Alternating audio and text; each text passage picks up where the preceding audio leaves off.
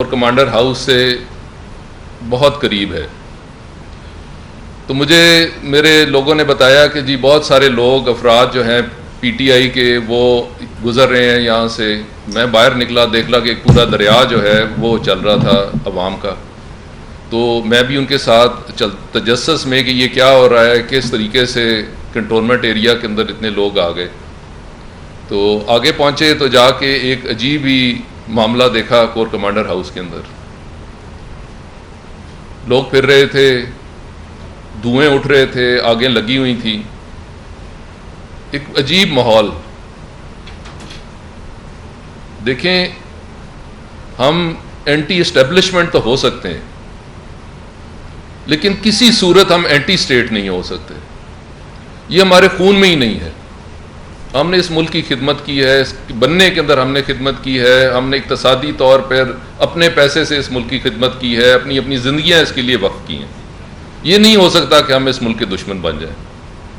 ہم ان لوگوں میں سے ہیں جو اب بھی قومی ترانہ سنتے ہیں تو ہماری آنکھوں میں آنسو آ جاتے ہیں.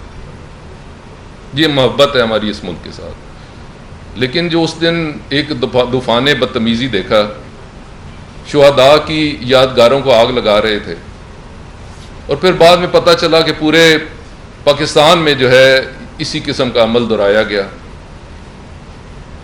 تو کیا یہ کس قسم کا راستہ ہے جس کے اوپر ہم چل پڑے؟ ایک دن ہم جہاد کر رہے تھے, دوسرے دم فسادی بن گئے. یہ کہاں کا انصاف ہے؟ آج ہم شہداء کی یادگاریں جلا رہے ہیں, کل جا کے ان کی قبریں اکھیڑیں گے. یہ کیسا خوفناک خواب ہے.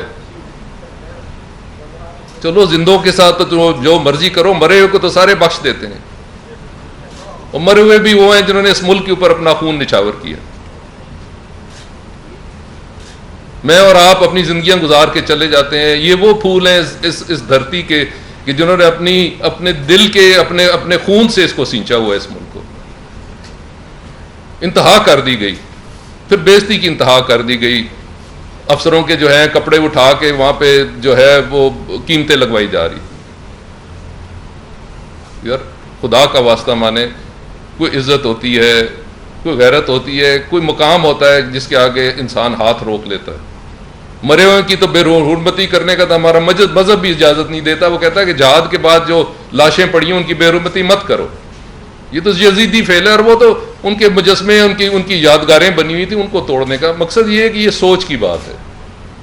وہ جو چلے گئے ان کی ذات پہ کیا فرق پڑتا ہے, کسی نے توڑ دیا, وہ اللہ جانے اور ان کا مقام جانے اور ان کی چیزیں جانے. وہ شہید ہیں, وہ زندہ ہیں, وہ اللہ کے پاس رزق کھا رہے ہیں. ہم کون ہوتے ہیں ان کا رزق بند کرنے والے؟ لیکن یہ بالکل بغیر کنٹرول, بغیر سوچ, بغیر سمجھ کے کام کیے گئے. لوگوں کے اندر اتنی نفرت پیدا کی گئی کہ کسی کو اب سمجھ ہی نہیں ہے. لوگ جو ہیں وہ بے لگام ہو چکے ہیں. کوئی عقل شعور جو ہے وہ استعمال کرنے کو تیار نہیں. دشمن آپ کے سر پہ کھڑا ہے. روز آپ کے جو ہے آپ کے اوپر جو ہے گفتگویں ہو رہی ہیں سوشل میڈیا کے اوپر, اور ایسی گفتگو ہو رہی ہیں کہ جو کوئی بندہ عام حالات میں اس طرح کی باتیں بھی نہیں کر سکتا. خاندان والوں کے ساتھ بیٹھ کے آپ ایسی باتیں نہیں کر سکتے. برا بھلا کہا جا رہا ہے, اور کوئی سمجھ نہیں آ رہی کہ ہم ادھر کیا کریں. اور ہم لوگ جو اس ملک کے لیے کام کرنا چاہتے ہیں, جو اس ملک کی خدمت کرنا چاہتے ہیں, جنہوں نے ایک آنے کے روادار نہیں ہے, جنہوں نے اپنی زندگیاں وقف کی ہیں, ٹھیک ہے اعزاز ہے, عزت ملتی ہے, ہم بھی خوش ہوتے ہیں کہ چلو لوگ آتے ہیں دیکھتے ہیں, وہ اپنی جگہ پہ ہے. لیکن آخر میں جا کے ایک وقت آتا ہے کہ جہاں پہ آپ نے فیصلہ کرنا ہوتا ہے کہ کیا آپ اپنے ذاتی مفاد کے لیے آئے ہوئے ہیں کہ یا آپ اس ملک کی خدمت کرنے کے لیے آئے ہیں. میں نے 9.5 سال خدمت کی ہے بطور تحصیل ناظم. میں ایک پیسے کا روادار نہیں ہوں, اور میں نے اپنی جو میرے میں قوت تھی, صلاحیت تھی, بغیر کسی تفرقہ ڈالے, بغیر پارٹی بازی کیے میں نے اپنے علاقے کی خدمت کی ہے. اپنا بھی کام کروایا, مخالف کا بھی کام کروایا, صرف اس لیے کہ اسی قوم کے لوگ ہیں. ہم نے بھی نہیں سڑکوں پہ چلنا ہے. اگر کسی کی بن گئی تو جو مخالف ہے وہ بھی چلے گا, ہم بھی چلیں گے. ملک تو ہمارا ہے, سڑکیں بھی ہماری ہیں, گلیاں بھی ہماری ہیں, نالیاں بھی ہماری ہیں.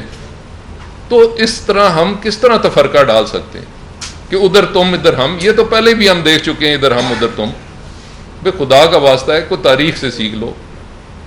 ٹھیک ہے آپ تحریک کریں, آپ خود کہتے ہیں کہ جی پرامن جو ہے احتجاج ہونا چاہیے. اس میں کیا پرامن تھا؟ کچھ سمجھ نہیں آ رہی یہ کیا پرامن تھا. اور اگر آپ اپنے لوگوں کو کنٹرول نہیں کر سکتے، اپنے لوگوں کو آپ اگر صحیح راستے پہ چلا نہیں سکتے، ان کی تربیت نہیں کر سکتے، تو آپ کا کوئی حق نہیں ہے کہ آپ ان لوگوں کی رہنمائی کریں. میں اس وقت بہت دل برداشتہ ہوں، مجھے سمجھ نہیں آ رہی. میں نے اپنا مکمل جو میرا پولیٹیکل ایسٹ تھا، میرے پاس جو پولیٹیکل سیاسی میرے پاس طاقت تھی، وہ میں نے اس جماعت کے لیے وقف کر دی تھی. اور مجھے پتہ ہے کہ آج کے بعد مجھے شدید جو ہے وہ ایک رد عمل کا سامنا کرنا پڑے گا. مجھے پتہ ہے مجھے برا بھلا کہا جائے گا، مجھے پتہ ہے لوگ کہیں گے کہ یہ غدار ہے، لوگ کہیں گے کہ جی یہ چھوڑ کے چلا گیا، مشکل وقت میں چلا گیا، جد و جہد چھوڑ کے چلا گیا، جب سختی آئی اس کا چلا گیا. تو چیز یہ ہے کہ میں ہر چیز کی قیمت دینے کے لیے تیار ہوں. میں اس ملک کے لیے، اس قوم کے لیے ہر قسم کی قیمت دینے کے لیے تیار ہوں، لیکن میں اینٹی اسٹیٹ نہیں ہوں.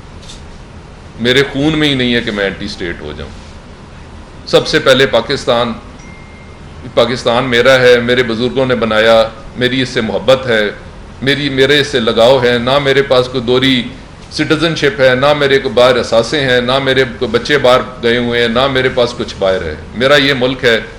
لوگوں نے کہا کہ جی حالات خراب ہیں، کئی دفعہ سنا حالات خراب ہیں باہر چلے جاتے. بھائی میں بھی اس ملک کے اندر جو ہے، میری بھی زندگی موت اس ملک کے ساتھ. اور میں ان حالات کے اندر میں نے یہ فیصلہ کیا ہے، میں اپنے پارٹی عہدے سے بھی مستعفی ہوتا ہوں، میں اپنی پارٹی ممبرشپ سے بھی مستعفی ہوتا ہوں، اور میں اس وقت کسی قسم کی سیاسی سرگرمی کے اندر، اگر یہی سیاست ہے تو میں اس سرگرمی کے اندر اس کا حصہ نہیں بن سکتا. یہ میرے لیے بہت مشکل ہے. مجھے سمجھ نہیں آ رہی کہ میں نے کس طریقے سے ان معاملات کے ساتھ چلنا ہے.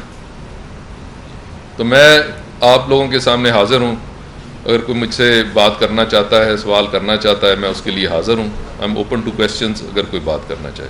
سر یہ بتائیے گا 9 مئی کو جب یہ واقعہ ہوا، آج تقریباً 10 روز سے زیادہ ہو گئے ہیں، تو اس دوران آپ اگر مناسب ہوتا کہ بیچ میں یہ ساری باتیں کرتے.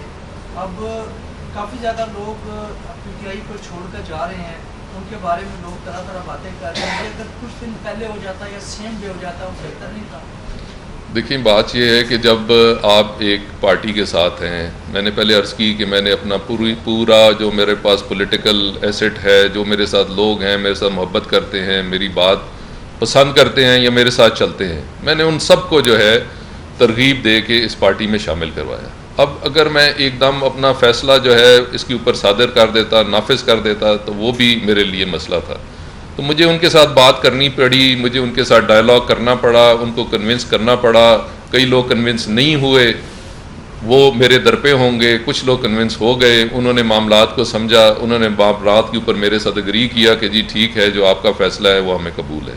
تو میں اگر فوری فیصلہ کر دیتا تو اس کے اوپر بھی میرے لیے بہت سارے معاملات تھے. اس کو ٹکٹ نہیں ملا، اس کو جو ہے کسی نے لفٹ نہیں کروائی، یہ چھوٹا موٹا ہے، اس سے کیا فرق پڑتا ہے، وغیرہ وغیرہ. میں نے جو بھی ٹائم لگا کے اپنا فیصلہ کیا ہے وہ سوچ سمجھ کے کیا ہے. صاحب یہ بتائیے گا کہ عمران خان صاحب نے جس طرح ان کو آئے بھی کافی دن ہو گئے ہیں، اور کل انہوں نے کور کمانڈر ہاؤس کے اوپر حملے کے اوپر یا جلاؤ گراؤ کے حوالے سے انہوں نے بھی جو ہے نا وہ مبہم الفاظ میں مذمت کی ہے، لیکن انہوں نے کہا جی ہر کوئی اس کی مذمت کرتا ہے. انہوں نے اپنا بالخصوص ذکر نہیں کیا. کیا اس بات پر بھی آپ کو افسوس ہوا کہ عمران خان صاحب نے کھل کر کنڈیمنیشن نہیں کی، سبل کی، کہ جو سرکاری املاک کا جلاؤ گراؤ ہوا، جو سرکاری املاک کو نقصان پہنچایا گیا، اس حوالے سے افسوس ہوا آپ کو اس پر؟ دیکھیں جی، ہر انسان جو ہے وہ اپنے ضمیر کا قیدی ہوتا ہے.